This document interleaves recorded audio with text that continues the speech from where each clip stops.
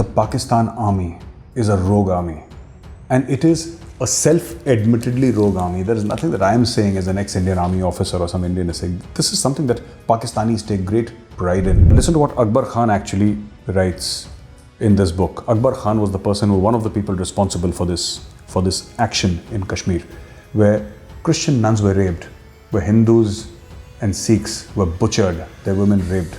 This was the first Pakistani attack. The use of irregulars, the use of militants, the use of rebels, the use of terrorists by the Pakistani army is ingrained in their entire concept of war fighting. This is the way the Pakistani army thinks. Parvez Musharraf, the former army chief and president of Pakistan, gave to Pakistan's top journalist Wajad Khan, in which he said that Osama bin Laden is our hero and the Lashkar-e-Taiba terrorists are our heroes. And these people are heroes to the people of Pakistan. So that is the mindset that we are fighting against. Our troops are dying in Kashmir because of what happened in 47-48. And they are again dying because of the seeds of hatred which have been sowed by the Abdullah family and the Mufti family. And I accuse them today. The sooner you get rid of these Abdullahs and these Muftis, the better you will be. They are no better than those Pakistani raiders, those tribal hordes and the Pakistani army that initially came into Kashmir on 22nd of October 1947. They are no different. Those people looted with the gun and the sword. These people, they looted with files and signatures. They both are only different in the equipment and weapons that they used. Otherwise, both are raiders. Both have looted Kashmir. Hi, this is Major Gaurav Arya and you're watching Defensive Offense. Press the like button. Subscribe if you haven't already, so that you get the video notification first. Jai Hind. Friends, before I start, I would like to thank the Honourable Mr. Bob Blackman, Member of Parliament, UK, who's been kind enough to send us this message of unity, brotherhood, hope and support for the people of India and our nation. Bob Blackman is a friend of India, and over the period of years he's proved that he's a friend of India. And he was the one who hosted me when I was invited to speak at the UK Parliament in 2017. He was my host. And for that, I would like to thank him once again. Friends, Raiders in Kashmir is a book that I've spoken about recently many times. It is written by Major General Akbar Khan of the Pakistan Army. And the more I read this book, I've already read it, and the more I read it again and again, the more I realize that the Pakistan army is a rogue army, and it is a self-admittedly rogue army. There is nothing that I am saying as an ex-Indian army officer or some Indian is saying. This is something that Pakistanis take great pride in. If you see what is written in this book, you will realize that, this is a book that is a confession of a crime in many ways. And they say that, listen to what Akbar Khan actually writes in this book. Akbar Khan was the person who, one of the people responsible for this action in Kashmir, where Christian nuns were raped, where Hindus and Sikhs were butchered, their women raped. This was the first Pakistani attack, barely 9 weeks after Pakistan was created. And he says that so we can, I think, without indignity, retain the name raiders, particularly when the fighting technique of the frontier tribesman does, in the military sense, make him indeed a very competent and daring type of raider. Besides, as raiders, we may perhaps also qualify for sitting in the distinguished gallery of personalities like Genghis Khan, Temur Lang, Mahmud of Ghaznavi, and even Alexander, whom some historians call raiders. So, friends, according to Major General Akbar Khan of the Pakistan Army, the distinguished gallery of people to whom these raiders who raped and pillaged must be compared are people like Mahmud of Ghaznavi and Genghis Khan, Temur Lang. Such people who are known as rapists, people who pillaged, people who killed the innocent. And these are the people whom the Pakistani army looks up to. The Pakistani army motto, Iman Taqwa Jihad Fi Sabilillah, encapsulates the thinking of the Pakistani army that all kafirs, all non-believers are wajibul qatl. It's okay to kill them. That is what the Pakistanis believe. That is what the Pakistani army believes. You must read this book if you get your hands on this book. This is that book, my friends.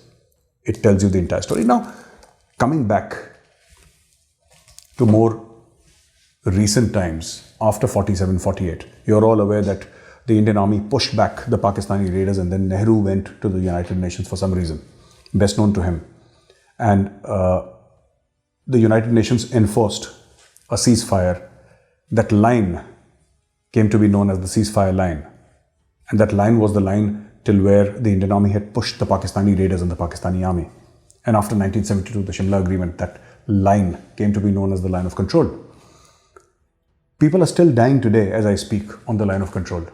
And this has been amongst India's biggest diplomatic and political failures. 73 years after that mistake was made by our own politicians, Indian soldiers are still dying on the line of control. Had Jawaharlal Nehru given us more time, had he given the Indian Army more time, we could have very easily, we had very competent leadership in the Indian Army. We had the best of the best. Generals who had fought in the Second World War, who were war veterans, decorated soldiers. We had an army that was very well equipped, an army that had fought in all the theatres in the Second World War. We could have hammered the Pakistanis. We could have easily crossed Mirpur and Muzaffarabad. That was not to be. Today, as I said, we're paying the price. The use of irregulars, the use of militants, the use of rebels, the use of terrorists by the Pakistani army is ingrained in their entire concept of war fighting. This is the way the Pakistani army thinks. I've already told you about 47 and 48. This is exactly what they did in 1965. They got irregulars to fight. This also gives them what we in the army called plausible deniability. You know, that we are not involved. We don't know what happened. This is what they did in 1965. This is exactly what they did in Kargil. Initially, for a very long time, Pakistan just said that these are quote-unquote mujahideen, holy warriors who had come to fight the Indian occupation in Kashmir. Kargil is not in Kashmir, is something that seems to have escaped the entire Pakistani establishment. But yes, they did attack in Ladakh. Kargil is part of Ladakh, and they attacked there. And then the rest is history. We lost 527 brave hearts. Pakistan was later forced to acknowledge that it was actually the Pakistani army which had done this. They refused to take back their own dead bodies. You can go to the internet, go to Google and say Pakistani dead bodies in Kargil. Just type Pakistani dead soldiers in Kargil and you will see how we gave a proper Islamic and military burial to Pakistani soldiers because they refused to take back their own dead bodies. Why? Because many of the soldiers of the Northern Light Infantry were Shias. And Shias are not exactly first-class citizens in Pakistan. And they were people of the Northern Light Infantry. It's only when the Punjabi Musalmans started dying in the Pakistan army is when Pakistan woke up, because that is their power base. Punjab is from where the Pakistani army draws its troops, and it cannot afford to upset the people of Punjab. If you look at the complete characteristic of the Pakistani army, they retain the characteristic, and very proudly so, not of a professional army, but raiders who had come into India from the mountains, you know, the mountains of Afghanistan, the mountains of Central Asia. The people who had created, you know, mayhem in India, raped entire towns and villages, made mountains of skulls. These are the kind of people who are Pakistan's heroes. And I'm not saying this. It is said in this book, in the preface of this book here. This book says that these people are heroes, and later on you must have seen the interview which Parvez Musharraf, the former army chief and president of Pakistan, gave to Pakistan's top journalist Wajad Khan, in which he said that Osama bin Laden is our hero and the Lashkar-e-Taiba terrorists are our heroes. हम मुजाहिदीन लाए पूरी दुनिया से, हमने तालिबान को train किया, उन्हें weapons दिए, उनको अंदर भेजा, वो हमारे हीरो थे. ठीक है. ये जो हक्कानी है, हीरो है हमारा जी. ठीक है. टीज का हीरो है. बिल्कुल. ओसामा बिन लादेन हमारा हीरो था. And these people are heroes to the people of Pakistan. So that is the mindset that we are fighting against. Recently in the Pakistan Parliament, Prime Minister of Pakistan Imran Khan called Osama bin Laden a martyr, a shaheed. एक हुआ जी, Usama bin Laden को इन्होंने American ने आके एबटाबाद में मार दिया, शहीद कर दिया. उसके बाद क्या हुआ?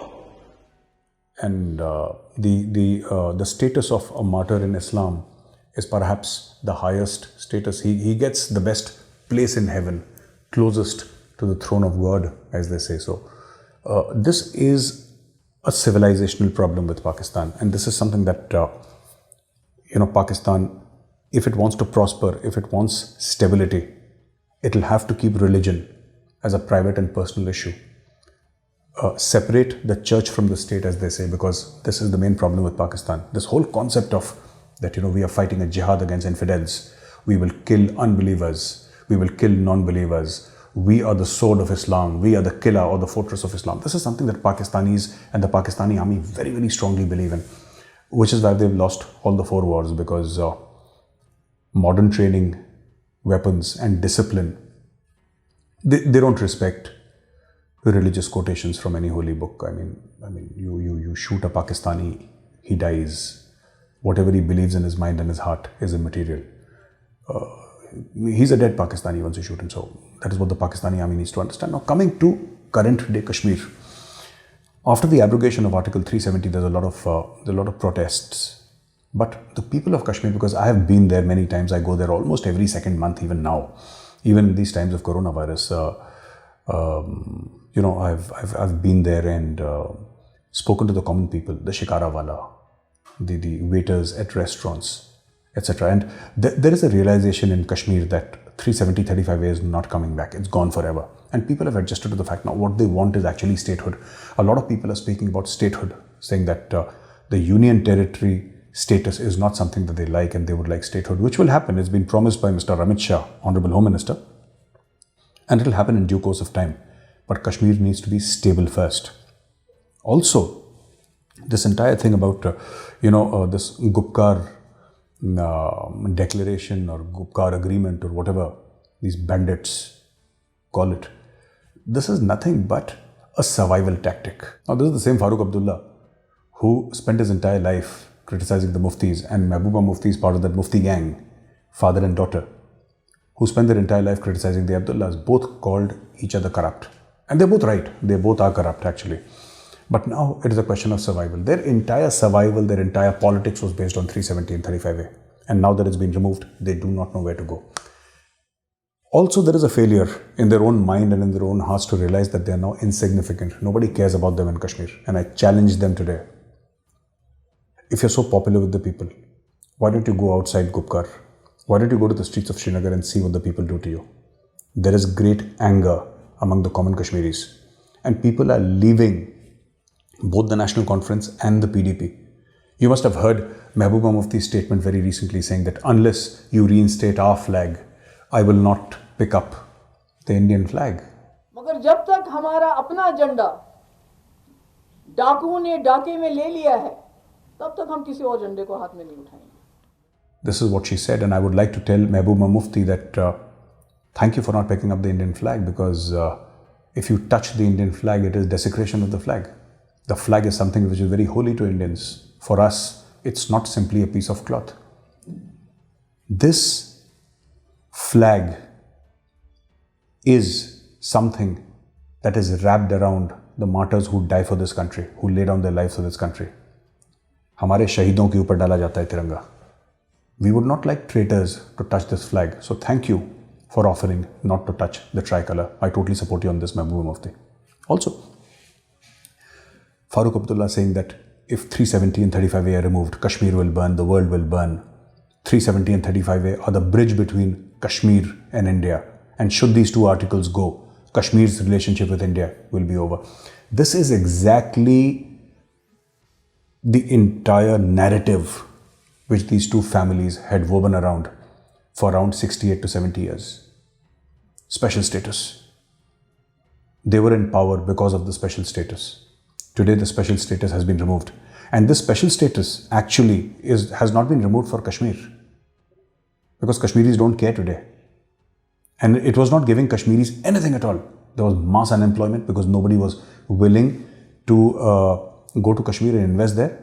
There were no jobs. The young were leaving Kashmir in droves. Today, you have hope for Kashmir. You have hope for development in Kashmir. You cannot sustain an entire society only on Dal Lake and tourism. It can't be done. Tourism is seasonal. It happens in the summers. In some areas in winters also, but mostly in summers. And it can't be seasonal. If people have to prosper, there must be industry there. Non-polluting, of course, but there must be industry. So the special status, the removal of the so-called special status, 370 and 35A, was actually the removal of special status for two families, the Abdullahs and the Muftis. And before, my friends, I go forward, I would like to mention, a lot of people don't know that when terrorism started in Kashmir and when the Kashmiri Pandits were forced into exodus due to genocide, due to killing, due to Raliv, Galiv and Chaliv, as was said from the loudspeakers in mosques that, either you convert, you die, or you leave.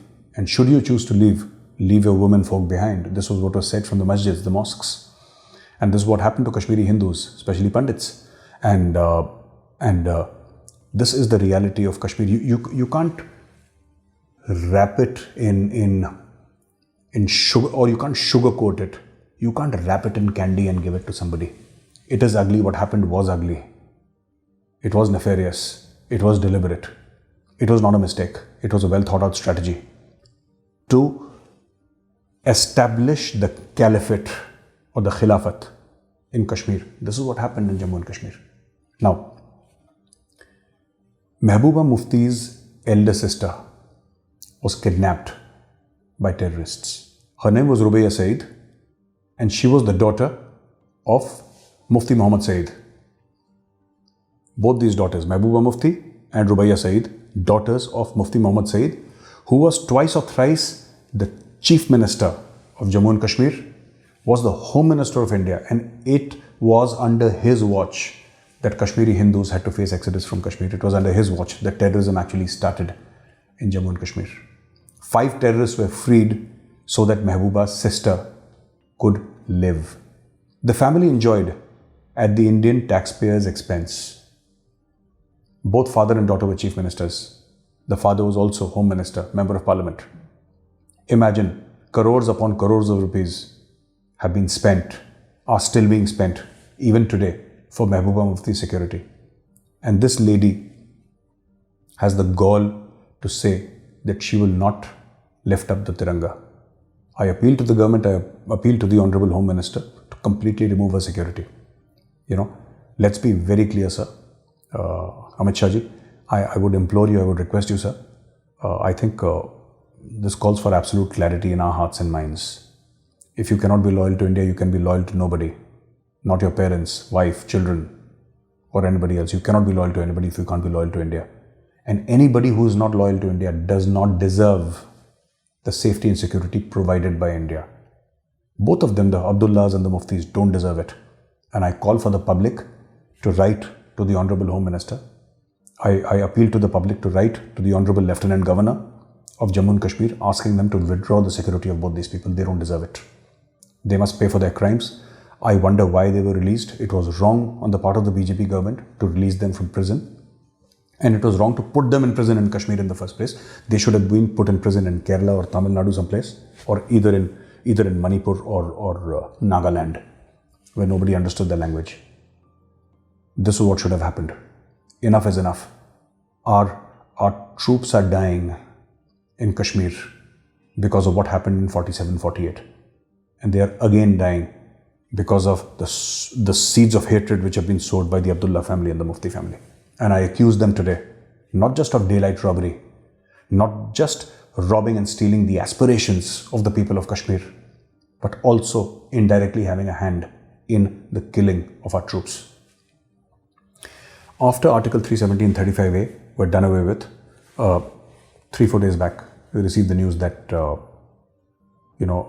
anybody can buy land in Kashmir. And I think this is a welcome step. I'm never going to go and buy land in Kashmir, at least. I don't have any plans to.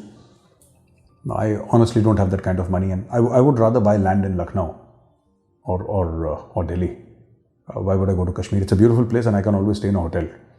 I have course-mates there. I can stay with the army whenever I go. I need not buy land, but it's not about people jumping to buy residential property in Kashmir. You see, that's not the point. The point is that if there is any sort of stability in Kashmir, and it has become extremely stable if you compare it to last year, Kashmir this year is extremely stable. There will be people who will invest huge amounts of money, not just in tourism.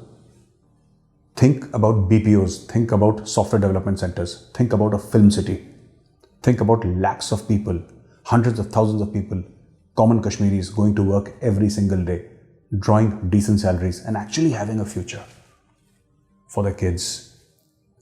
You know, having the money to pay hospital bills, insurance money. This is how middle class people live, and this is how Kashmiris deserve to live, like any other Indian. I would request all my Kashmiri brothers and sisters to support this initiative. Nobody has any interest in your house. Trust me. Nobody has any interest in taking away your house unless you sell your house voluntarily. Who's going to come and snatch your house from you? Nobody. If you're so keen on retaining your house, please do that. Please do that.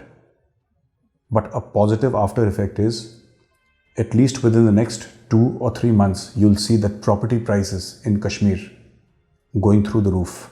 Because today, earlier it was just that, one citizen of the J&K state could have only sold it to another citizen. But today, you'll find that anybody from India can bid for that property, can hope to buy a property there. So what will happen? The prices will shoot up. People of Kashmir will benefit.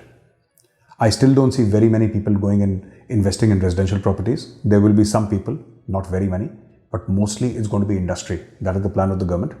So, happy working and a very, very happy life to all of you in Jammu and Kashmir.